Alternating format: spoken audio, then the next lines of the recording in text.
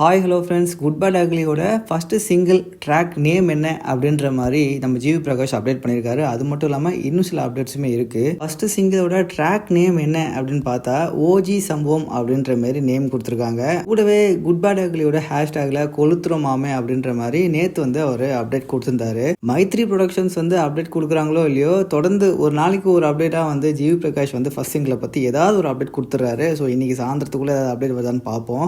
April 1 தேதியிலேருந்து Good bad அக்லியோட ticket booking ஆரம்பிக்கும். ஸோ ட்ரெய்லர் அடுத்த நாளோட அந்த டிக்கெட் புக்கிங் ஆரம்பிக்கிறாங்க. இந்த month end Good bad Ugly trailer release ஆகுது. அடுத்ததான் நம்ம ரஜினிகாந்தோட ஜெயிலர் 2 ஷூட்டிங்கை இன்னைக்கு ஆரம்பிக்கிறாங்க அப்படின்னு சொல்லியிருந்தோம் இல்லையா, அதை அஃபிஷியலாக திரும்பவும் ஒரு சூப்பரான போஸ்டர் ரிலீஸ் பண்ணி கன்ஃபார்ம் பண்ணிட்டாங்க.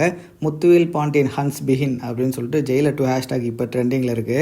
கார்த்தியோட சர்தார் 2 படத்தோட ஹேஷ்டாகும் ட்ரெண்டிங்கில் இருக்கு. அதுக்கான காரணம் அந்த படத்தோட ஷூட்டிங்லாம் முடிச்சு இப்போ டப்பிங் வேலையிலேயே ஆரம்பிச்சிட்டாங்களாம். கார்த்திகோட கேரியரில் கொஞ்சம் ஹை பட்ஜெட் படம் அப்படின்னு சொல்ல போனால் இந்த சர்தார் 2 அப்படின்னு சொல்லலாம்.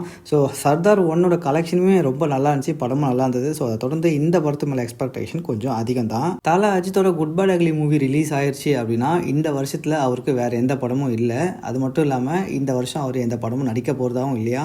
அடுத்த வருஷம் AK 64ஓட ஷூட் ஆரம்பிக்கும். ஆனால் இன்னுமே அந்த படத்துக்கான டேரக்டர் யார் அப்படின்ற மாதிரி எந்த சோர்ஸுமே அஃபிஷியலாக அனௌன்ஸ்மெண்ட் கொடுக்கல. நிறைய பேர் லைன் அப்பில் இருக்காங்க. இருந்தாலும் அந்த ஒரு அனௌன்ஸ்மெண்ட் இன்னும் வரல. ஸோ வெயிட் பண்ணி பார்க்கலாம் மக்களே. இது போல் அப்டேட்ஸ்க்கு மறக்காமல் சேனலை சப்ஸ்கிரைப் பண்ணிக்கோங்க.